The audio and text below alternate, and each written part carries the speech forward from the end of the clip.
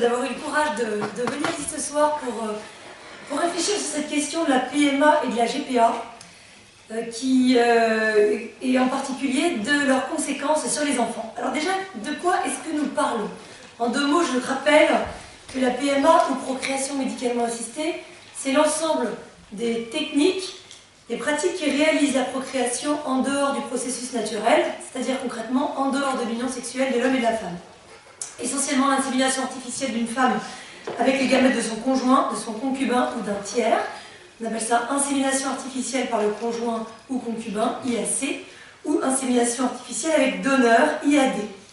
Il s'agit également de la fécondation in vitro, la FIV, qui réalise donc la conception d'embryons en dehors du corps de la femme, les embryons obtenus étant ensuite transférés dans l'utérus de la femme en vue de leur naissance. Donc la PMA, je fais un bref rappel de la situation actuelle. La PMA en droit français obéit à un objectif thérapeutique. Elle vise à compenser une infertilité pathologique médicalement diagnostiquée. Et en conséquence, elle ne concerne que des couples composés d'un homme et d'une femme vivant et en âge de procréer.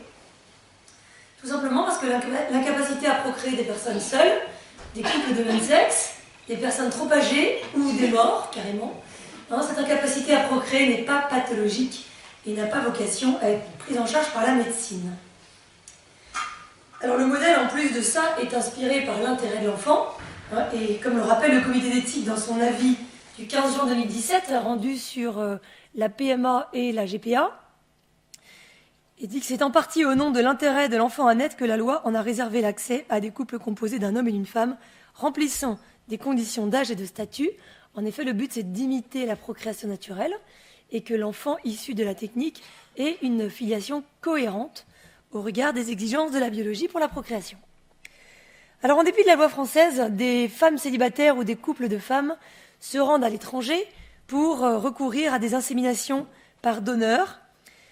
Quand il s'agit d'un couple, l'une d'entre elles est inséminée par un donneur, et puis de retour en France, elle met l'enfant au monde, comme n'importe quelle femme, et ensuite sa conjointe demande à adopter l'enfant.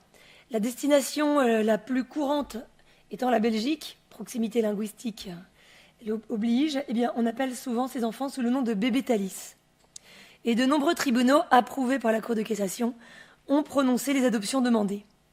Alors ce qui est maintenant réclamé, et plus ou moins annoncé, c'est la légalisation de la PMA pour ces femmes, donc célibataires et en couple de femmes.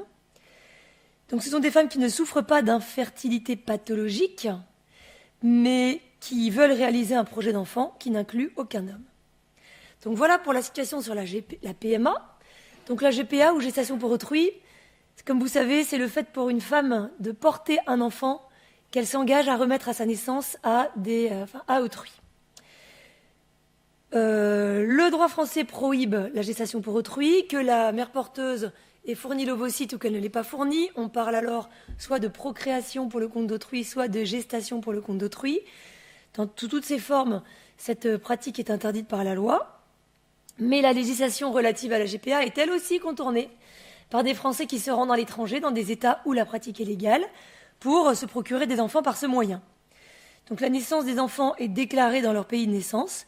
Et de retour en France, les parents d'intention, comme on les appelle, demandent la transcription sur les registres français d'état civil des actes de naissance étrangers des enfants.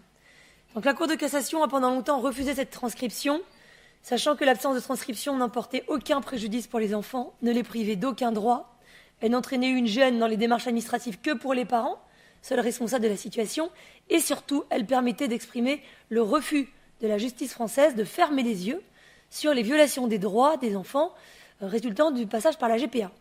Mais, sous l'impulsion de la Cour européenne des droits de l'homme, qui a condamné la France le 26 juin 2014, il y a eu 5 condamnations entre-temps, la Cour de cassation autorise désormais la transcription des actes de naissance étrangers sur les registres français d'état civil.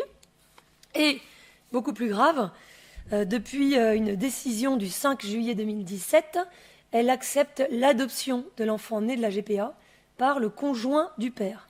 C'est-à-dire que jusqu'ici, alors la Cour de cassation avait été saisie à de nombreuses reprises de demandes d'adoption post-GPA présentées à l'époque par la conjointe du père, et elle avait toujours refusé cette adoption pour détournement de l'adoption, détournement qui existe toujours, mais entre-temps, la loi de 2013 est passée par là, et bien qu'elle n'autorise absolument pas cette pratique ni l'adoption qui en résulte, la Cour de cassation a cru bon de passer outre le fait que l'enfant était délibérément privé d'un de ses parents pour le rendre adoptable, et elle admet aujourd'hui l'adoption après GPA.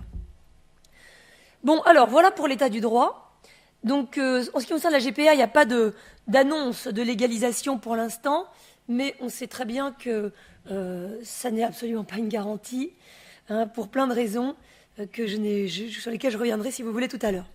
Donc, c'est pourquoi il faut aussi envisager la GPA, ne serait-ce que parce que les tribunaux sont en train de pratiquement tout régulariser, et il ne faudra pas longtemps pour qu'on s'émeuve du fait que seuls les riches peuvent aller acheter des enfants par GPA à l'étranger, et qu'il faut bien sûr organiser la GPA en France et au passage rapatrier les profits d'ailleurs. Bon alors, ces pratiques sont presque systématiquement appréhendées dans le débat public du côté des demandeurs. Est-ce que les hommes, les femmes, les célibataires, les couples, les jeunes, les vieux, les vivants, les morts, qui a droit de recourir à ces pratiques? Et si les uns peuvent, pourquoi pas moi, et vice-versa. Ces discussions autour des droits réels ou supposés des uns ou des autres laissent malheureusement de côté le plus souvent le principal intéressé, à savoir l'enfant.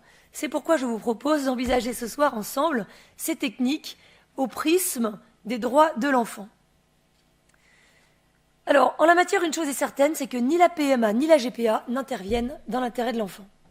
Ça, c'est clair et net. La PMA et la GPA servent à réaliser le projet d'enfant d'adulte. Maintenant, il faut voir si ce moyen de la PMA ou de la GPA pour réaliser le désir d'enfant, est-ce qu'il est neutre pour l'enfant ou est-ce qu'au contraire, il lui porte préjudice? C'est la question que nous allons nous poser maintenant. Pour pouvoir prendre en tant que citoyen et pour pouvoir suggérer à notre législateur des choix opportuns et respectueux des droits de tous et des enfants en la matière. En effet, je précise tout de suite que ce que j'envisage ici avec vous, ce sont ces pratiques dans la perspective d'une éventuelle légalisation, d'une loi. Parce qu'il faut bien distinguer les situations qui existent, le fait que des situations existent, sachant que tout existe pratiquement en réalité. Donc on distingue le fait que des situations existent et que la société accueille, par exemple, le fait que des femmes aillent en Belgique avoir des enfants sans père issus de PMA. L'école accueille ses enfants, l'assistante sociale accueille ses enfants, la sécurité sociale soigne ses enfants, sans avoir à particulièrement se poser de questions et même porter à la limite de jugement sur le cas. Mais ce dont il est question maintenant, c'est absolument pas ça. Si l'État, jusqu'à un certain point, parce qu'il y a quand même le droit qui empêche de porter atteinte aux droits d'autrui, mais enfin disons que si l'État, jusqu'à un certain point, n'a pas à se mêler en effet des choix que peuvent faire les individus dans le cadre de leur vie privée, dès lors qu'il est sollicité pour réaliser ses choix et ses désirs, alors il est de son rôle et de sa responsabilité de peser la demande à l'aune des droits de tous et en premier lieu des enfants. Car le comité d'éthique, dans son avis de 2017, alors même qu'il donne un avis favorable sur la PMA, pour les femmes célibataires et les couples de femmes, il pose très bien la question. Il dit que la liberté des femmes de procréer ou non, lorsqu'elles s'exercent dans la sphère privée, n'autorise pas le droit de regard de la société. Mais lorsqu'il est demandé à la société de reconnaître une possibilité d'accès à des techniques médicales, il est de sa responsabilité de mettre en question les intérêts de ces femmes en les confrontant à d'autres intérêts. Or, malheureusement, ainsi qu'on va le voir, quand on confronte cette technique aux intérêts des enfants, ces PMA pour les femmes signifient pour les enfants de venir au monde sans père. Donc on comprend bien la différence qu'il y a entre accueillir une situation et le fait de l'organiser, de la légaliser. Le fait qu'elle existe n'entraîne aucune obligation. Parce qu'en effet, comme le relève encore le comité d'éthique, depuis toujours, des femmes ont trouvé les moyens d'avoir des enfants, entre guillemets, sans père, que ce soit par le moyen d'une aventure éphémère, d'un ami complaisant, aujourd'hui d'une insémination en Belgique ou en Espagne. Bon, mais la légalisation de la PMA pour ces femmes institutionnaliserait l'absence de père, qui ne relèverait plus du fait, mais de la situation juridiquement instituée, ce qui est tout à fait différent. Et le comité d'éthique de relever que si des enfants ne connaissant pas leur père, des enfants élevés par un seul parent ou dans un couple homosexuel existent depuis toujours, il y a une différence entre le fait de faire face à une telle situation, survenant dans le cadre de la vie privée sans avoir été planifiée ni organisée par la société, donc une différence entre faire face et l'instituer ab initio. Je ne saurais mieux dire. D'ailleurs, je vous invite à lire et à étudier et à faire lire cet avis du comité d'éthique, parce qu'il est très bon. Le comité d'éthique dresse la liste de tous les obstacles à la PMA pour les femmes célibataires et les couples de femmes, et il adresse très bien. Simplement, de façon complètement incompréhensible, à la fin, il n'en conclut pas moins à l'encontre de ses propres constatations, à savoir qu'il demeure des problèmes graves et non résolus, ce qu'il appelle des points de butée non résolus, pour dire que malgré tout ça, tant pis, il donne quand même un avis favorable. Donc il faut juste faire l'impasse sur la conclusion, mais sinon l'avis en lui-même, il est tout à fait intéressant et très éclairant. Bien, donc c'est dans la perspective de la loi que nous envisageons ces pratiques. Le propos n'est pas ici de porter un jugement sur le choix qu'a fait telle ou telle personne dans le cadre de sa vie privée. Si on nous demande notre avis, on pourra le donner, mais ce n'est pas... ici nous parlons de la loi. Et là, quand on parle de la loi, nous avons tous notre avis à donner. Parce que dès lors que la société est sollicitée, chaque citoyen a non seulement le droit, et même j'ai envie d'ajouter le devoir, d'agir et de s'exprimer pour s'opposer à une loi qui envisagerait de priver délibérément des enfants de père. Ou alors d'organiser la GPA, si c'était ça qui était en question. Alors, donc, ces questions nous intéressent tous en tant que citoyens dès lors que la loi dès lors que le droit est sollicité. Parce que d'une certaine manière, la loi qui est prise en notre nom, qui est adoptée en notre nom, nous engage tous. Alors, par souci de clarté, je vais envisager un par un des points qui, dans la vie réelle, se retrouvent souvent imbriqués. Mais comme on ne peut pas parler de tout en même temps, je vais les envisager les uns après les autres. Alors nous allons d'abord voir la question du recours à des gamètes extérieurs dans le cadre de la PMA, ce qui est donc déjà autorisé par la loi, parce que c'est vrai que c'est le levier qui sert aujourd'hui à toutes les revendications. Donc ça mérite qu'on s'y attarde. Ensuite, on verra quelques aspects spécifiques à la GPA, en général. Donc PMA en général, GPA en général, quels que soient les demandeurs, y compris des couples hommes-femmes. Ensuite, on va voir quelles sont les conséquences spécifiques lorsque les demandeurs sont des personnes célibataires ou des couples de même sexe. Et enfin, nous pourrons envisager ces techniques, après avoir vu leur spécificité dans leur ensemble, au regard des droits de l'enfant, notamment tels qu'ils sont garantis par la Convention internationale des droits de l'enfant. J'en reparlerai tout à l'heure, mais je vous parle de ce texte, pas pour vous faire un cours de droit, mais parce que ce texte présente le grand intérêt d'être un texte international ratifié par la France, qui a une valeur supérieure au droit français et qui donc s'impose à notre législateur. Donc quand on va parler avec nos députés, peut-être qu'il y a plein de considérations dont ils se fichent complètement, mais enfin, un texte juridique international obligatoire, oui, ça les concerne, parce que la méconnaissance des droits garantis par cette convention pourrait engager la responsabilité de l'État français à l'égard des enfants concernés. Alors d'abord, je dis quelques mots sur la question du don de gamètes, du recours à des gamètes extérieures dans le cadre de la PMA. Le don de gamètes, c'est donc l'apport extérieur, c'est-à-dire par un tiers, de gamètes en vue de concevoir un enfant pour autrui, pour réaliser l'assistance médicale à la procréation pour autrui. Et le droit français permet le recours au don de gamètes dans le cadre de la PMA, qui concerne par définition, aujourd'hui, des couples hommes-femmes vivant en âge de procréer. On peut recourir à cet apport extérieur en cas de risque de transmettre à un membre du couple ou à l'enfant une maladie grave, ou lorsque le couple ne peut pas fournir lui-même les gamètes nécessaires à la conception d'un enfant. Sachant que la loi autorise autant le don de sperme que le don d'ovocytes, mais non les deux à la fois. Donc l'enfant doit toujours être relié génétiquement à au moins un de ses parents légaux. Alors réglementé depuis la loi de 1994, le don de gamètes n'a jamais fait l'objet d'un débat au Parlement.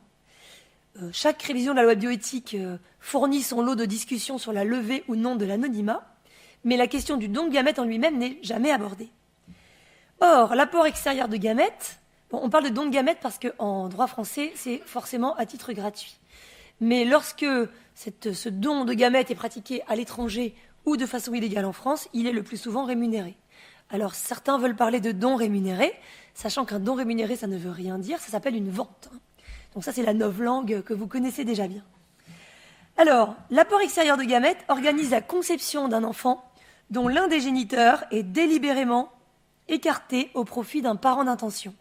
Le donneur de sperme est écarté au profit du père légal. Et idem pour la donneuse d'ovocytes. Donc autrement dit, le don de gamètes prive l'enfant du fondement biologique de sa filiation. Alors en quoi est-ce un problème ? Est-ce un problème d'abord ? Bon, à première vue, il semble que non, tant la filiation ne se réduit pas à la réalité biologique, y compris pour le droit. L'adoption en est le signe le plus visible, mais de façon beaucoup plus courante, on ne vérifie pas que le mari désigné comme père par le mariage, par la présomption de paternité, est le père. Quand un homme reconnaît un enfant, on ne vérifie pas non plus qu'il est bien le père biologique. Donc le droit français ne réduit pas la filiation au lien biologique. Pour autant, si le lien biologique n'est pas le tout de la filiation, est-ce qu'on peut en conclure qu'il est indifférent ? Et tellement indifférent qu'on pourrait l'écarter légitimement, en priver délibérément un enfant. Alors le droit apporte sans conteste une réponse négative. Déjà, s'il est vrai que les différents modes d'établissement de la filiation ne comportent pas de vérification du lien biologique, c'est pas par mépris du donné biologique, c'est parce que la filiation ainsi établie sans vérification est présumée correspondre à la réalité biologique. Et si ce n'est pas le cas, cette filiation pourra être contestée et anéantie. Ainsi, le conflit de paternité entre deux hommes n'est pas tranché au profit de celui qui a le meilleur profil pour être le père, elle est tranchée au profit du père, point. Et la loi ne précise même pas. Le père, c'est celui qui a engendré l'enfant.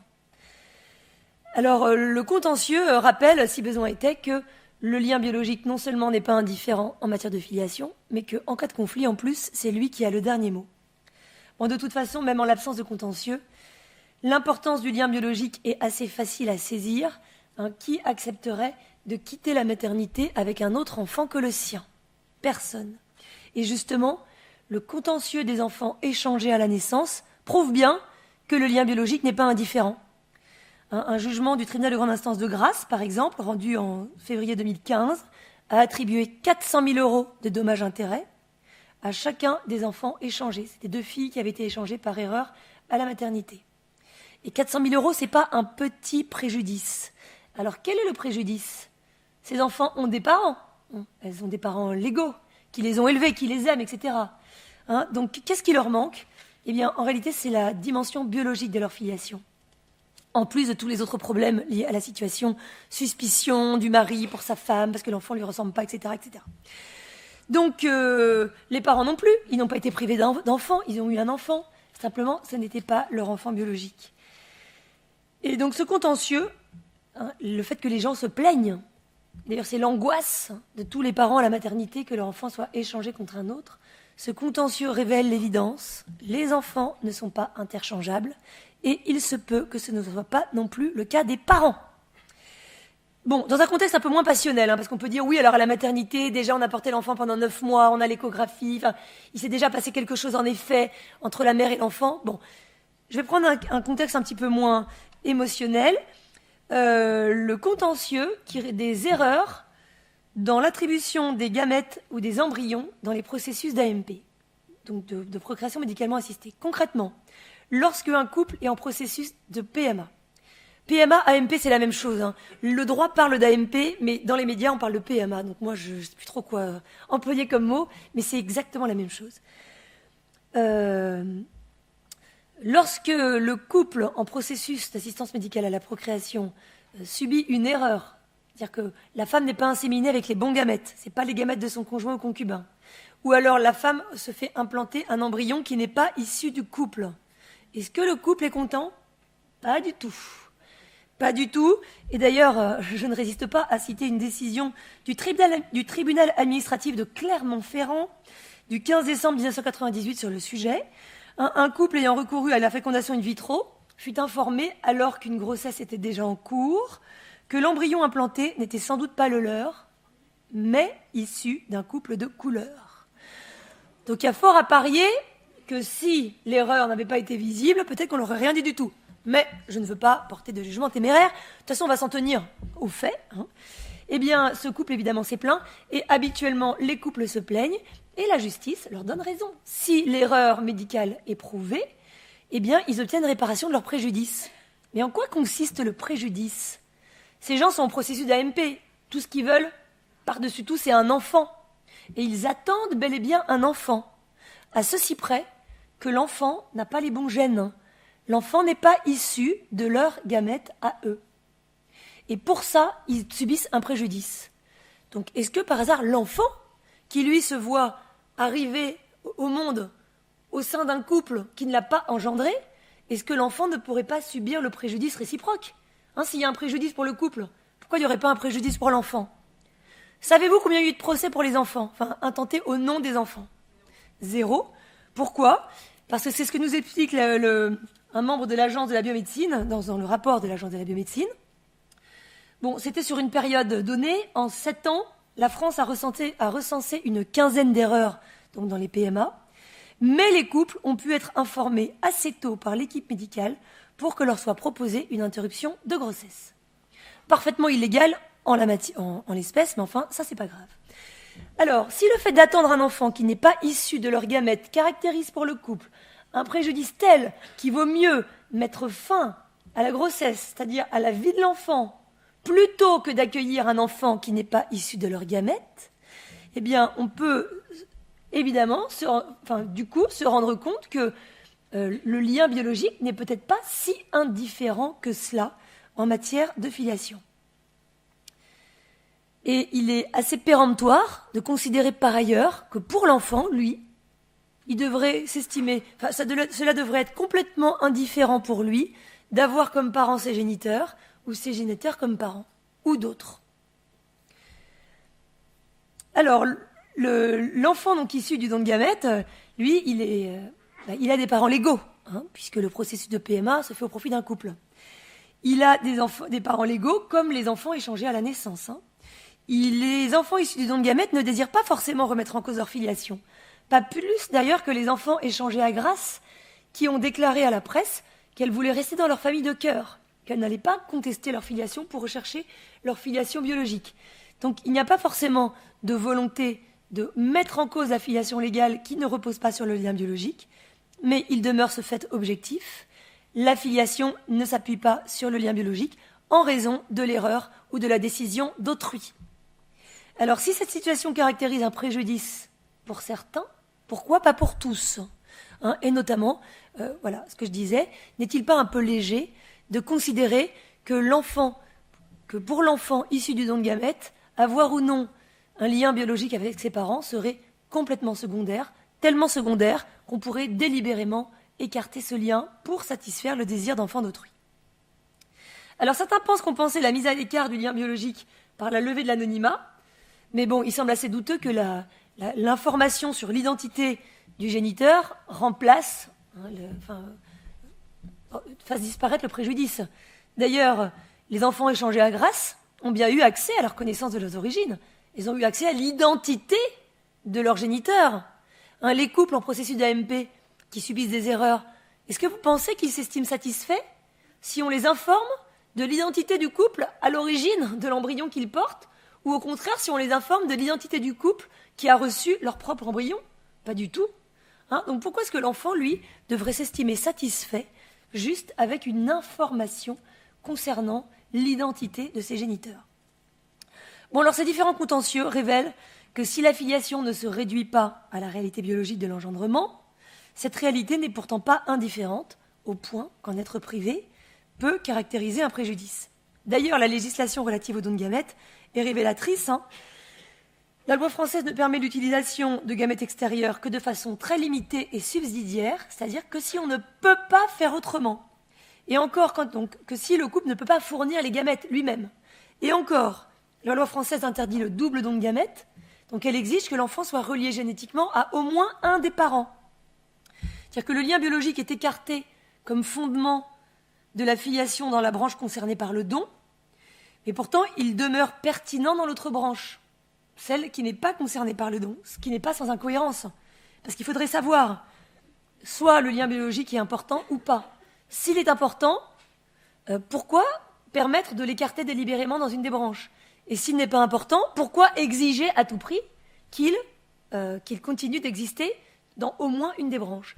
Donc là déjà, la loi française manifeste toute l'ambiguïté. On a voulu permettre la réalisation des désirs d'enfants, mais pas complètement quand même couper l'enfant génétiquement de ses parents. Bon, et puis, y compris en dehors du cadre légal, c'est-à-dire dans un contexte où, soi-disant, les intéressés n'accordent aucune importance au lien biologique. Par exemple, quand un couple de femmes va en Belgique pour bénéficier d'une insémination par un donneur. Donc le discours est que la filiation ne repose pas sur la biologie, que ce qui compte c'est l'amour, l'investissement, la volonté, etc. Bon, déjà, ça marche que sur un parent sur deux, parce que celle des deux femmes qui est inséminée, elle se considère bien comme ce qu'elle est, la mère biologique, et c'est à ce titre qu'elle entend être reconnue comme mère. Elle non plus, elle quitte pas la maternité avec un autre enfant. En revanche, pour désigner le deuxième parent de l'enfant, en l'occurrence une seconde femme, alors cette fois-ci, on voudrait partir du principe que la biologie n'a plus rien à voir avec la filiation. Donc la définition est différente selon le parent concerné. Et puis ces deux femmes, très souvent, quand toutes les deux veulent avoir des enfants, elles demandent à être inséminées par le même donneur, de manière à reconstituer entre leurs enfants ce lien génétique qu'elles-mêmes ne peuvent pas leur transmettre. Donc la biologie, tout en étant évacuée de la filiation comme une donnée complètement superflue, elle est en même temps sollicitée et rappelée à la rescousse, ce qui montre bien qu'en réalité, le lien biologique n'est pas indifférent en matière de filiation. Donc c'est pourquoi, déjà, rien que sur la loi française telle qu'elle existe, on peut se demander si la loi ne fait pas preuve d'une certaine légèreté à permettre d'écarter délibérément, ne serait-ce que dans une des branches, le lien biologique, le support biologique de la filiation de l'enfant, puisque la mise à l'écart du géniteur ou de la génitrice mériterait d'être pesée, discutée, et ne serait-ce que pour que les gens puissent prendre des décisions en connaissance de cause, parce qu'aujourd'hui, c'est considéré comme quelque chose de complètement secondaire. Alors, quelques mots sur les aspects spécifiques à la GPA. Il faudrait approfondir les conséquences de la GPA sur la femme. Le propos ce soir concernant l'enfant, je vais directement à l'enfant. On pourra revenir sur la GPA tout à l'heure si vous voulez. Alors, pour l'enfant, on constate que la GPA signifie pour lui d'être commandé, fabriqué, livré. Les intentions, toujours très bonnes, souvent très bonnes, ne changent pas le contenu objectif du contrat, qui consiste à commander l'enfant pour les uns, le fabriquer pour les autres, pour l'autre, et le remettre au premier. Autrement dit, l'enfant est traité, même s'il n'est pas voulu, en tout cas il est traité comme un bien, une marchandise, pour satisfaire un désir. Et en plus de ça, l'enfant est le plus souvent vendu. Bien que certains ne veuillent pas l'assumer, il s'agit d'une vente d'enfant. Les uns remettent de l'argent et l'autre en échange remet l'enfant. Parce que le contrat de gestation pour autrui en réalité est très mal nommé. L'objet du contrat, c'est pas la gestation. Le contrat n'est pas exécuté avec la fourniture de la prestation de gestation, y compris l'accouchement. Imaginez la mère porteuse qui envoie un mail au client en disant « Ça y est, j'ai porté l'enfant, j'ai accouché, maintenant payez-moi ». Ça marche pas comme ça, Ils vont jamais payer tant qu'ils n'auront pas reçu l'enfant. Donc toute la prestation de gestation, elle est autour comme moyen finalement de remettre l'enfant. Donc l'objet du contrat, c'est certes la gestation, l'utilisation de la femme, mais également la remise de l'enfant. C'est pourquoi le contrat revient à faire de l'enfant un objet. Et quand bien même la gestation pour autrui interviendrait à titre non rémunéré, ce qui en plus est complètement illusoire, on pourra y revenir aussi, mais même si c'était le cas, hein, dans le fait de s'engager et en vertu de cet engagement, de remettre un enfant, revient à se comporter à son égard comme un propriétaire, parce qu'on ne peut vendre ou donner que ce qui nous appartient. Hein, et d'ailleurs, c'est précisément la définition de l'esclavage donnée par le Code pénal français depuis peu, hein, justement pour tenir compte des nouvelles formes de traite, et tel qu'il est défini par la Convention de Genève depuis 1926, hein, donc c'est beaucoup plus ancien, mais le droit français a mis un peu de temps. La définition de l'esclave, c'est l'individu sur lequel s'exerce l'un des attributs du droit de propriété. Et la disposition, hein, l'acte de disposition, que ce soit à titre gratuit ou à titre onéreux, c'est la prérogative par excellence du propriétaire. Et le comité d'éthique, je ne dirais pas mieux, si les éléments et produits du corps humain peuvent, dans certaines conditions, faire l'objet d'un don, la personne humaine ne peut plus, depuis l'abolition de l'esclavage, être l'objet d'un contrat. Dans le contrat de GPA, le corps et la personne de l'enfant sont dans une position d'objet du contrat, incompatible avec les principes généraux du droit, à commencer par la dignité humaine, puisque traiter un individu comme un objet, c'est méconnaître son humanité et donc sa dignité. Par ailleurs, la GPA entraîne pour l'enfant l'éclatement de la maternité. Vous savez tout ça, hein, éclatement entre une mère génitrice, une mère gestatrice et une mère d'intention. Donc la GPA brouille les repères généalogiques censés indiquer à l'enfant son origine. Et le passage par la GPA rend difficile, voire impossible, à l'enfant de répondre à une question pourtant très simple, qui est ma mère? C'est-à-dire que le conflit susceptible de se nouer en cas de GPA entre la mère d'intention et la mère porteuse, on pourrait aussi avoir dans la boucle la donneuse d'oocytes, mais comme en général, si c'est une donneuse, elle est inconnue, bon, normalement, elle n'a pas voix au chapitre, mais enfin, elle pourrait se retrouver quand même, elle aussi, dans le conflit, sans compter que la donneuse d'ovocytes, parfois, est la mère d'intention ou est la mère porteuse. Hein, donc, le contentieux entre la mère d'intention et la mère porteuse, lorsque celle-ci ne veut plus remettre l'enfant, est révélateur. C'est-à-dire que les juges sont bien embarrassés pour dire, bon, qui est la mère de l'enfant? Et les réponses apportées par les juges sont diverses. De façon très schématique, en général, les juridictions américaines donnent plutôt la préférence à la mère d'intention, tout en précisant que c'est une appréciation au cas par cas et que ça pourrait être différent d'un autre cas, alors que les juridictions françaises, en cas de conflit, ont donné la préférence à la mère porteuse, puisque pour le droit français, c'est la femme qui accouche qui est la mère de l'enfant. Hein, donc vous voyez, les juges, pour répondre à la question en cas de GPA, qui est la mère, apportent des réponses différentes, ce qui montre bien la difficulté, voire l'impossibilité de répondre de façon claire. Bon, puis on verra après que carrément, quand la GPA est demandée par des hommes ou des couples d'hommes, hein, carrément la mère est tout simplement évacuée. Alors, pour finir, la GPA, parce que je ne peux pas parler de tout, la GPA organise la conception et la gestation de l'enfant en vue de son abandon. Abandon qui est la condition pour pouvoir le remettre au demandeur. Donc l'enfant va vivre un abandon, non pas au sens qu'il serait laissé tout seul dans la rue, non. L'abandon pour l'enfant, c'est le fait qu'il est séparé de la femme qu'il a portée, et c'est vécu par lui comme un abandon. Cette blessure d'abandon est identifiée, notamment chez les enfants séparés de leur mère en général, et par exemple, lorsque, après la naissance, l'enfant est séparé de sa mère pour des raisons médicales, parce que la mère est en réanimation ou lui en couveuse, hein, donc ça n'est pas spécifique à la GPA, mais justement, la situation d'abandon de l'enfant ne dépend pas du fait qu'il soit objectivement abandonné, parce que quand la mère est en réanimation, elle n'abandonne pas son enfant. Hein, la situation d'abandon résulte du fait que l'enfant est séparé de la femme qu'il a portée, donc de sa mère, alors qu'il ne connaît qu'elle comme environnement. Et par conséquent, on maîtrise mal les conséquences exactes de cette séparation sur l'enfant, mais en tout cas, plus les connaissances progressent en la matière, et plus on sait que ce lien qui se tisse entre la mère et l'enfant pendant la grossesse est crucial, et que sa rupture brutale au moment de la naissance expose l'enfant à un choc traumatique certain. C'est pour ça que aujourd'hui, au moment des accouchements, on préserve au maximum le lien entre la mère et l'enfant, et on réunit le plus vite possible l'enfant à sa mère pour qu'il retrouve justement le sentiment de sécurité qu'elle lui apporte. Alors, certains veulent relativiser cet aspect en notant qu'en effet, les enfants de la GPA ne sont pas les seuls à vivre ça, et que, en particulier, certains enfants, parmi les enfants adoptés, ont pu vivre cette situation potentiellement traumatique de séparation à la naissance. Je dis bien certains parce qu'il y a des enfants adoptés qui n'ont pas été séparés de leur mère de naissance à la naissance, mais plus tard. Bon, mais la comparaison, je saisis déjà cette occasion, mais je le redirai après, s'il y a un message qu'il faut retenir ce soir, c'est que la comparaison entre la GPA et l'adoption n'a pas lieu d'être, hein, parce que l'adoption n'expose pas l'enfant à la séparation avec ses parents, que ce soit à la naissance ou que ce soit après.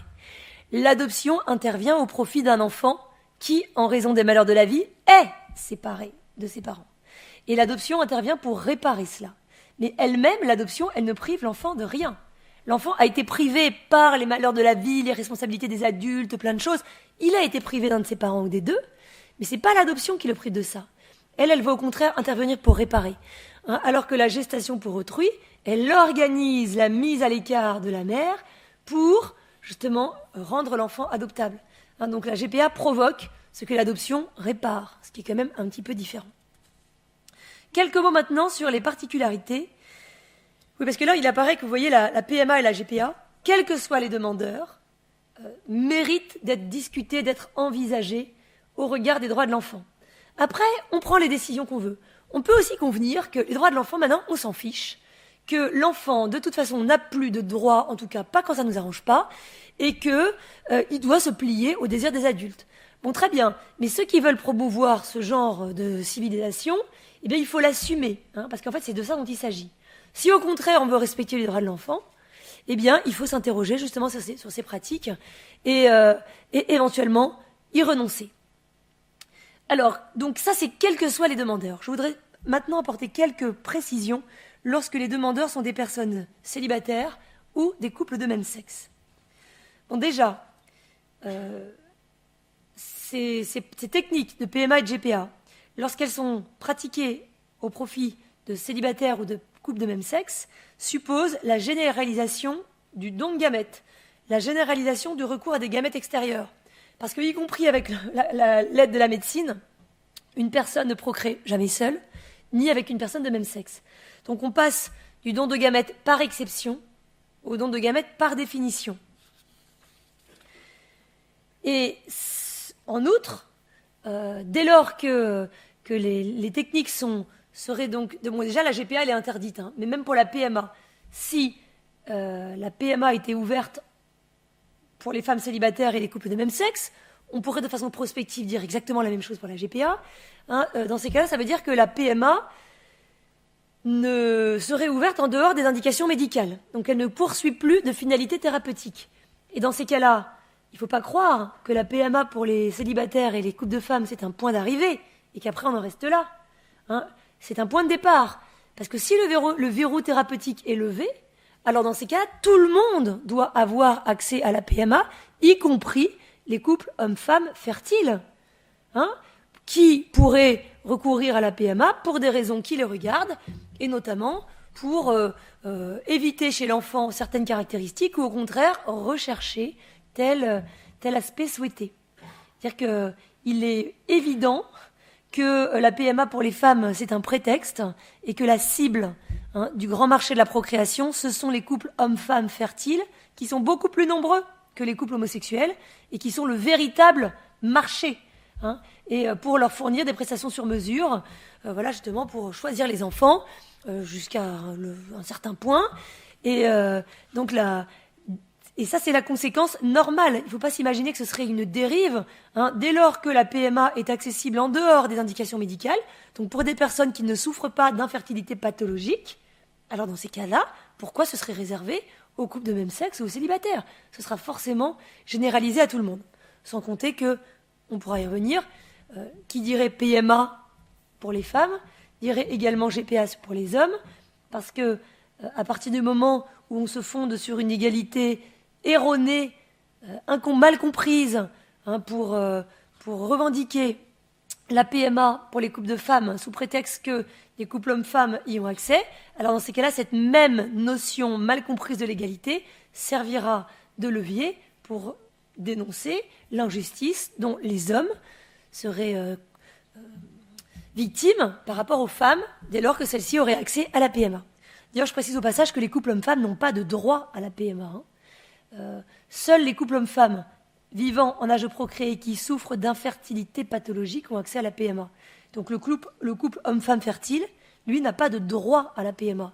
Et il n'est pas discriminé. Donc pas plus que ne le sont les femmes célibataires ou les couples de femmes. Bon, donc l'accès à des techniques de procréation en dehors des indications médicales suppose la généralisation de la procréation artificielle. Donc il faut se poser la question, la société doit s'interroger, jusqu'où est-ce qu'on veut aller avec ces techniques? Est-ce que ça doit rester un moyen de prendre en charge une infertilité pathologique, ou est-ce que ça doit devenir un mode de procréation parmi les autres qu'on peut choisir uniquement si on en a envie? Bon, par ailleurs, la PMA, comme la GPA, pour une personne seule ou les couples de même sexe, emporte comme conséquence l'effacement d'une des branches de la filiation de l'enfant. Donc par rapport à la PMA telle qu'elle existe aujourd'hui, le processus va plus loin. Parce que la PMA pour les femmes seules ou en couple prive l'enfant non seulement d'avoir son père biologique, parce que ça c'est quand même pas le plus grave par rapport à ce qui suit, mais le prive l'enfant d'avoir un père tout court, prive l'enfant de lignée paternelle. C'est ce que relève le comité d'éthique, alors même qu'il finit par donner un avis favorable. Il constate sans ambiguïté que, je cite, « Dans le cadre parental résultant du choix des couples de femmes et des femmes seules, l'enfant n'aurait dans son histoire aucune image de père, connu ou inconnu. » Donc, aucune image de père connu ou inconnu. C'est même plus grave que le père inconnu. Mais seulement celle d'un donneur. Et de la même manière, la GPA pour les hommes, seuls ou en couple, priverait l'enfant non seulement de sa mère biologique, mais de mère de lignée maternelle. Alors ceux qui revendiquent ou qui pratiquent déjà à l'étranger ces PMA et GPA pensent compenser cette privation qu'ils imposent à l'enfant, puisque l'enfant est privé d'un de ses parents. Ils pensent compenser ça par l'adoption de l'enfant, par une seconde femme après PMA, ou par un second homme après GPA. Mais le problème, c'est qu'en dépit des bons sentiments, il ne s'agit pas d'une adoption, mais de ce qu'on appelle juridiquement. Malheureusement, la Cour de cassation vient d'opérer un revirement de jurisprudence, mais il s'agit quand même, ça demeure un détournement de l'institution de l'adoption, parce que la réalité n'a pas changé en quelques mois. Pourquoi ? Parce que l'adoption, c'est une institution au service de l'enfant, qui a pour raison d'être de donner des parents adoptifs à un enfant privé par les malheurs de la vie d'un de ses parents ou des deux. Donc l'adoption vise à réparer cela, le fait que l'enfant soit privé d'un de ses parents ou des deux pour une raison ou pour une autre. Et l'adoption est détournée dès lors qu'elle est demandée pour achever un processus qui a rendu délibérément l'enfant adoptable. Et c'est ce que font ces techniques, puisque la PMA pour les femmes écarte délibérément le père pour laisser la place libre pour la deuxième femme. Et la GPA pour les hommes écarte délibérément la mère pour laisser la place libre pour un deuxième homme. Et en dépit, c'est pourquoi la Cour de cassation, pendant des années, quand elle était saisie justement de demandes d'adoption après GPA, refusait ces adoptions pour détournement, non pas tellement à cause de la GPA, mais parce que la GPA était à cause de la GPA, mais parce que ce contrat programmait l'abandon de l'enfant par sa mère pour le rendre adoptable. Donc aujourd'hui, quand on efface la lignée paternelle ou qu'on écarte la lignée maternelle de l'enfant pour le rendre sur le papier adoptable parce qu'il n'a qu'un seul parent, eh bien on continue à faire la même chose. Et pourtant, la Cour de cassation a donné un avis favorable à l'adoption par une deuxième femme après la PMA réalisée en contrariété à la loi française à l'étranger en 2014, et elle vient de donner une autorisation pour l'adoption après GPA de l'enfant par le conjoint, mais dans la foulée aussi la conjointe, si l'occasion se représente, du père dans cette décision donc de juillet 2017. Alors, évidemment, nombreux sont ceux qui pensent, et sans doute que les juges en font partie, rendre service à l'enfant une fois que le mal est fait, puisque de toute façon l'enfant a été privé de lignée paternelle, puisqu'il n'a pas de lignée maternelle, au point où on en est, est-ce qu'il vaut mieux pas prononcer l'adoption? Eh bien, la réponse est non. Parce que d'abord, cette adoption, par une deuxième femme ou un deuxième homme, ne répare pas le préjudice subi par l'enfant.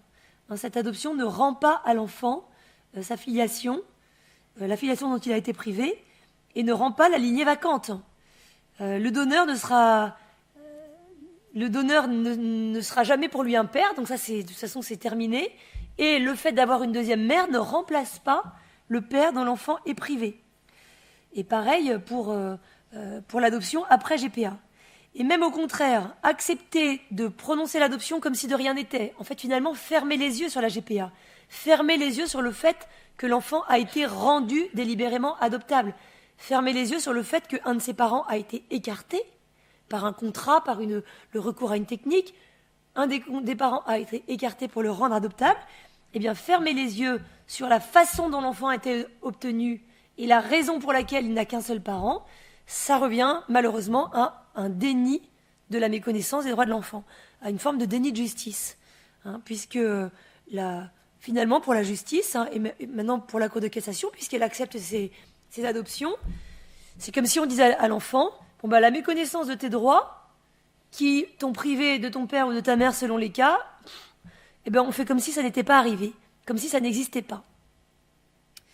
Et puis, justement, comment ne pas voir que prononcer les adoptions, ici, déjà, ça ne rend pas service à l'enfant lui-même, puisque ça revient à un déni de justice à son égard, mais en plus, ça ne fait qu'alimenter les processus. Et on sait très bien que si on ferme les yeux sur la façon dont l'enfant a été obtenu, c'est de nature à alimenter le contournement de la loi française à l'étranger pour chercher des inséminations artificielles avec donneur qui privent l'enfant de père. Ça revient à alimenter le recours à la GPA et plus généralement tous les trafics d'enfants. C'est-à-dire que les enfants nés de PMA et de GPA ne sont pas du tout seuls dans leur cas. Il y a de nombreux enfants qui ont été adoptés par des couples français dans des conditions assez troubles à l'étranger. Rappelez-vous, il y a quelques années, il y avait eu le grand scandale de l'association L'Arche de Zoé qui organisait l'adoption d'enfants africains dont les parents biologiques n'étaient même pas au courant quand les enfants leur été retirés, que les enfants allaient être adoptés, etc. Quand ce genre d'enfants arrivent en France avec des jugements étrangers d'adoption et des actes de naissance étrangers, surtout si, en plus, c'est plusieurs années après l'adoption, on ne va pas les renvoyer dans leur pays. Mais pourtant, la justice refuse de transcrire les actes de naissance, de transcrire les jugements d'adoption, exactement comme elle pourrait très bien le faire pour les enfants nés de la GPA à l'étranger. Donc ce ne sont pas des cas particuliers. Et pourquoi est-ce que la justice française refuse justement de cautionner les adoptions troubles réalisées à l'étranger? Parce que ça ne sert à rien de signer des conventions internationales qui protègent les enfants contre les trafics d'enfants, si quand les enfants sont victimes de trafics d'enfants, on régularise tout. Parce que du coup, ça alimente le trafic en question et ça généralise la méconnaissance des droits de l'enfant. Bon, alors, de façon... donc, l'adoption par un deuxième homme, une deuxième femme, déjà revient à entériner, à cautionner, à valider finalement le fait que l'enfant ait été privé d'un de ses parents.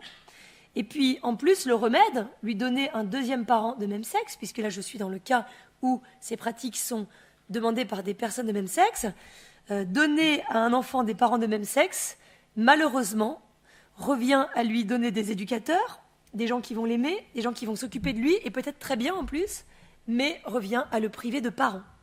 Pourquoi? Parce que qu'est-ce que dit la filiation à tout un chacun?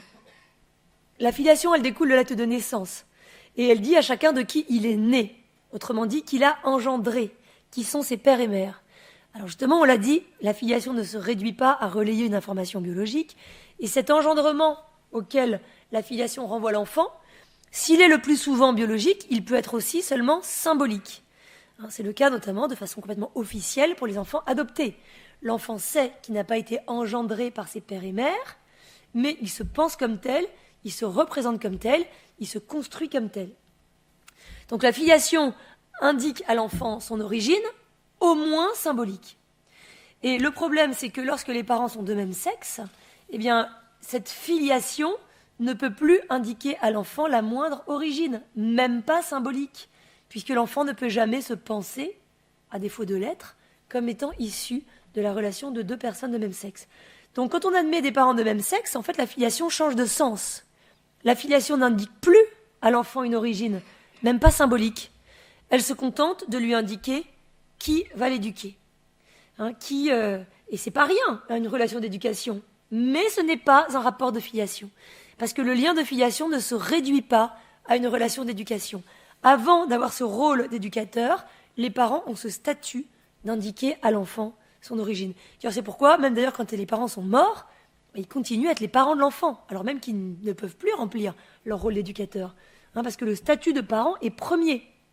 Et le rôle d'éducateur, c'est la conséquence logique et normale de ce statut. Mais ce n'est pas ça qui définit les parents comme tels. Alors,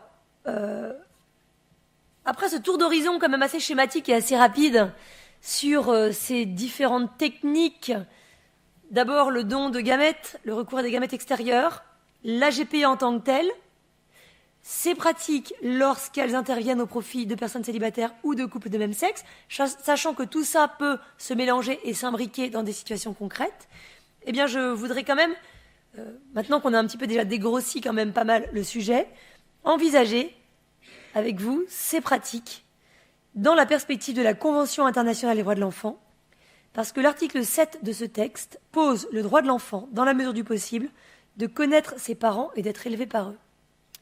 Donc la compatibilité avec ce droit de l'enfant, de ces techniques qui écartent le géniteur, la génitrice, la femme qui a porté, voire même qui efface carrément une des branches de la filiation, la compatibilité de ces techniques avec ce droit se pose sérieusement. Plus ou moins, avec plus ou moins de dégâts, plus ou moins de conséquences, mais la question se pose toujours. Et comme je le disais en début d'intervention, je pense que ce texte, il faut vraiment le connaître, le faire connaître, et en parler avec nos élus, en parler avec nos enfants, nos amis, nos voisins, chez le coiffeur, parce qu'il mérite d'être connu. Il est plein de bon sens, il est plein de justice même, et justement à tel point que aujourd'hui on voudrait plutôt l'oublier que de le mettre dans le débat public. Et c'est pourquoi à nous de rappeler l'existence de ce texte, d'autant plus que, comme je le disais, il ne s'agit absolument pas de faire appel à la morale ou à un système de valeurs ou à des préférences, ou dire « moi je pense que l'enfant a besoin de ci ou de ça ».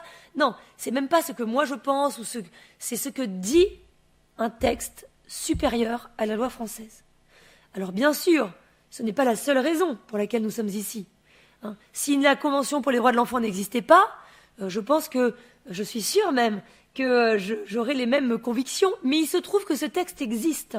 Donc ce texte nous permet d'aborder la question de façon complètement dépassionnée. C'est un texte de droit positif. Donc soit nous le respectons, parce que c'est une obligation, soit nous dénonçons la Convention des droits de l'enfant pour dire que les droits de l'enfant maintenant, en droit français, c'est devenu secondaire, soit nous n'avons pas le courage de dénoncer la Convention des droits de l'enfant, mais nous ne la respectons pas, et dans ces cas-là, nous nous préparons des espèces de bombes juridiques à retardement, parce qu'un jour ou l'autre, les enfants demanderont des comptes de la violation de leurs droits dont l'État français se sera rendu coupable.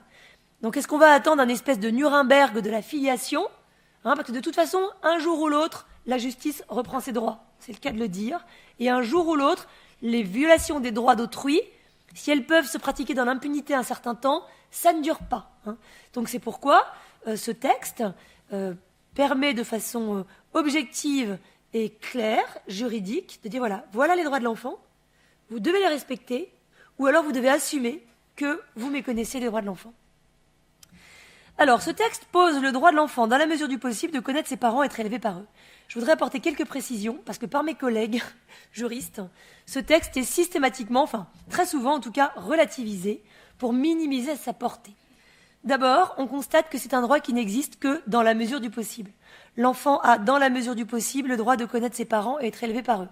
Évidemment, c'est une précision de bon sens. Un État ne peut pas garantir à tous les enfants la possibilité de connaître leurs parents et être élevés par eux. Ne serait-ce parce qu'il y a des parents inconnus, décédés, gravement défaillants. Donc, la précision dans la mesure du possible est une précision de bon sens, mais en tout cas, ce qui est sûr, c'est que si l'État ne peut pas garantir à tous les enfants de connaître leurs parents et être élevés par eux, il ne doit rien faire qui les empêche de l'être. Or, les pratiques que nous venons de citer méconnaissent, portent atteinte à la possibilité pour l'enfant de connaître ses parents, être élevé par eux. Alors, deuxième objection, on pourra remarquer que la notion de parent n'est pas définie. Et concrètement, que rien ne dit que les parents, ça doit être les parents biologiques, ni même un père et une mère. En effet, mais il y a un principe juridique d'interprétation qui est qu'une interprétation d'un contrat ou d'un texte qui revient à vider ce contrat ou ce texte de sa substance n'est pas recevable, parce que ça revient à contredire le texte. Alors, si le mot... il faut quand même remarquer que l'article 7, il vise des droits pour l'enfant dans le contexte de sa naissance. Il dit l'enfant est enregistré aussitôt sa naissance et a dès celle-ci le droit à un nom, le droit d'acquérir une nationalité et, dans la mesure du possible, le droit de connaître ses parents et être élevé par eux. Donc on voit bien, sauf mauvaise foi caractérisée, que ce contexte de la naissance révèle que les parents dont il est question sont les parents de naissance, ceux qui sont à l'origine de la naissance de l'enfant. Bon, puis de toute façon, si le mot parent désigne ceux qui se sont autoproclamés parents de l'enfant, ceux qui ont obtenu l'enfant par contrat, par un contrat qui fait des parents, alors dans ces cas-là, ça n'a plus rien à voir de l'enfant. C'est un droit des adultes à s'autoproclamer ou à se convenir entre eux de qui sera le parent de tel enfant. Donc, s'agissant d'un droit de l'enfant, on ne peut retenir qu'une interprétation qui soit cohérente avec, en effet, un droit de l'enfant. D'ailleurs, la Cour de cassation, qui par ailleurs a complètement démissionné de son rôle de faire respecter les droits de tous, et en l'occurrence des enfants en matière de GPA, dans cette décision du 5 juillet dernier dont j'ai parlé, il y a eu plusieurs décisions. Et il y avait des décisions qui concernaient justement la transcription à l'état civil des actes de naissance des enfants, et la Cour de cassation a bien dit clairement que les seuls actes de naissance qu'on peut transcrire sur les registres français, donc c'est des actes de naissance qui ont été établis dans le pays de naissance des enfants, en l'occurrence aux États-Unis, ou en Inde, ou en Ukraine, ou peu importe. Eh bien, les seuls actes de naissance que la Cour de cassation accepte qu'on transcrive sont ceux qui sont conformes à la réalité.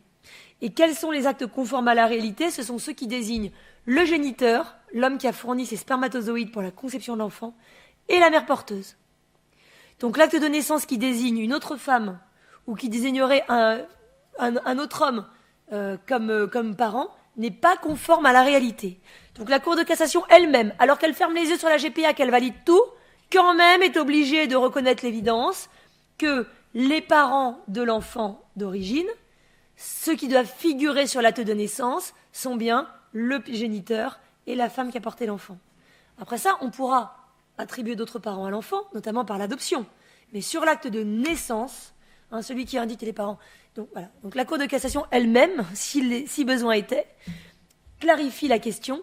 Quand on dit que l'enfant a le droit, dans la mesure du possible, de connaître ses parents et d'être élevé par eux, il s'agit des parents de naissance. Objection plus sérieuse, il est possible de constater aisément que le droit français comporte d'autres hypothèses dans lesquelles l'enfant est privé par la loi de la possibilité de connaître ses parents de naissance et a fortiori d'être élevé par eux. Et on parle de l'accouchement sous X, accouchement dans le secret, et de l'adoption plénière. Alors, je vais aller très vite parce que j'arrive presque à la fin, mais de toute façon, je suis à la fin de mon topo. Là, ça c'est encore une chose, s'il y a quelque chose à retenir ce soir, c'est ça, parce qu'on le ressort tout le temps. Mais il s'agit d'un droit de l'enfant. C'est l'enfant qui a le droit de connaître ses parents et d'être élevé par eux. Donc, comme tous les droits, ce ne sont pas des obligations, sous peine de se retourner contre le titulaire de ce droit. Donc, si l'enfant a le droit de connaître ses parents et être élevé par eux, ce n'est pas une obligation pour lui. Et quand son intérêt l'exige, il est possible de prévoir d'autres possibilités. Il en va d'ailleurs de tous les droits. L'enfant a droit au respect de sa vie privée aussi. N'empêche que si un enfant disparaît, on va placarder sa photo partout en disant où il était quand la dernière fois qu'on l'a vu. Donc on va porter atteinte à sa vie privée dans son intérêt. Parce que le droit à la vie privée, c'est pas une obligation à la vie privée, même si ça empêche de me retrouver. Donc tous les droits en sont là. Ce ne sont jamais des obligations pour leur titulaire. Et par conséquent, ce droit de l'enfant est susceptible de recevoir des aménagements, voire des limites, dans l'intérêt de l'enfant lui-même. Et c'est pour ça que l'accouchement dans le secret, comme l'adoption plénière, sont compatibles avec les droits de l'enfant parce qu'ils sont institués dans l'intérêt de l'enfant. L'accouchement dans le secret permet donc à une femme qui ne désire pas donner son identité de bénéficier quand même d'une assistance médicale au moment de l'accouchement de façon anonyme. Et pourquoi ? Eh bien, entre autres, pour éviter qu'elle accouche dans la rue et que l'enfant soit exposé à un risque d'infanticide ou d'abandon sauvage. Par conséquent, cette mesure intervient dans l'intérêt de l'enfant. Alors, elle peut se discuter en termes d'opportunité. Est-ce que vraiment, ça permet de sauvegarder des enfants de l'infanticide et de l'abandon? Est-ce que dans les pays qui n'ont pas d'accouchement sous X, il y a plus d'infanticide? Bon, ça pourrait se discuter. N'empêche que dans l'idée, donc moi je ne suis pas une défenseuse acharnée de l'accouchement sous X. Si on se rend compte qu'en fait ça sert à rien, eh ben on peut y renoncer. Mais si on se rend compte qu'en fait ça permet quand même de sauvegarder la santé des femmes et la vie des enfants, ça peut valoir le coup. Justement, et en tout cas c'est justifié dans son principe dès lors que cela vise à sauvegarder non seulement l'intérêt, mais même la vie de l'enfant. S'il faut faire une hiérarchie, le droit à la vie est plus important que le droit de connaître ses parents et être élevé par eux. Pareil pour l'adoption plénière. C'est une institution qui intervient au service de l'enfant, privé par les malheurs de sa vie, d'un de ses parents ou des deux. Et pour réparer ce malheur qui est arrivé à l'enfant, on le confie à des parents adoptifs. Mais cette famille adoptive de l'enfant, elle a vocation à devenir sa famille, sa vraie famille. Et ça ne pourra être le cas que si la situation est stable et définitive, que si l'adoption est irrévocable. Parce que si l'adoption pouvait en permanence être remise en cause par la survenance ou par la découverte des parents biologiques, mais la situation serait précaire. Et cette famille adoptive, en réalité, elle serait jamais qu'une famille d'accueil. Et on sait très bien qu'une famille d'accueil ne rend pas le même service à l'enfant qu'une famille adoptive. Donc c'est pourquoi l'adoption plénière, en effet, écarte définitivement les parents d'origine de l'enfant. S'ils étaient connus, ils sont remplacés par les parents adoptants. Et s'ils étaient inconnus, ils ne pourront pas venir remplacer ceux qui ont été déclarés parents adoptants. Mais cette atteinte au droit de l'enfant de connaître ses parents de naissance et être élevé par eux est justifiée par l'intérêt de l'enfant lui-même. Le problème de ces techniques de procréation qui écartent délibérément un des parents de l'enfant, comme la PMA avec donneur et la GPA, dans tous les cas, c'est qu'elles n'interviennent pas dans l'intérêt de l'enfant. Donc, un des parents biologiques, voire les deux de l'enfant, ne sont pas mis à l'écart dans l'intérêt de l'enfant, mais pour satisfaire le désir d'enfant d'autrui. Et c'est pour ça qu'en tant que telles, elles ne sont pas compatibles avec les droits de l'enfant. Donc, encore une fois, l'adoption doit cesser de servir de prétexte. L'adoption n'écarte pas les parents d'origine de l'enfant. L'adoption intervient au profit d'un enfant dont les parents d'origine sont déjà écartés pour d'autres causes. Et l'adoption intervient pour réparer cela. Alors, la légèreté donc permise par la loi et permise par la jurisprudence aussi, parce que la loi française est encore quand même assez protectrice des enfants. Simplement, elle n'est pas respectée et la Cour de cassation ne la fait pas respecter. Donc la légèreté, dans une certaine mesure de la loi et surtout de la jurisprudence, au regard des droits de l'enfant, apparaît plus que problématique. Et c'est pourquoi il convient de prendre conscience de la façon dont ces techniques méconnaissent les droits de l'enfant, justement pour que les gens réalisent ce que ça signifie pour les enfants et pour y renoncer. Alors nous, que faire pour contribuer à faire respecter les droits des enfants? Bon, déjà, il faut maintenir la loi française sur la GPA, parce que certains pensent que, justement, avec de bonnes intentions comme toujours, en fait, il faudrait légaliser la GPA pour l'encadrer. Mais ça, c'est faux. Il n'y a pas de GPA éthique, pas plus qu'il y a d'esclavage éthique. Et là, déjà, la législation, là où elle est protectrice des femmes et des enfants, il faut la défendre.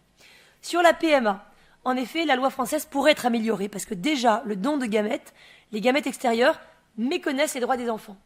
Mais ce serait bien plus grave si ces PMA intervenaient au profit de femmes célibataires ou de couples de femmes, parce que pour reprendre les mots du psychiatre Christian Flavigny, dans un don de gamètes tel qu'il est pratiqué aujourd'hui, le donneur a vocation à s'effacer derrière les parents légaux, à se faire oublier, alors que dans la perspective donc d'une filiation à la fin vacante ou incohérente, le donneur n'a pas du tout vocation à se faire oublier.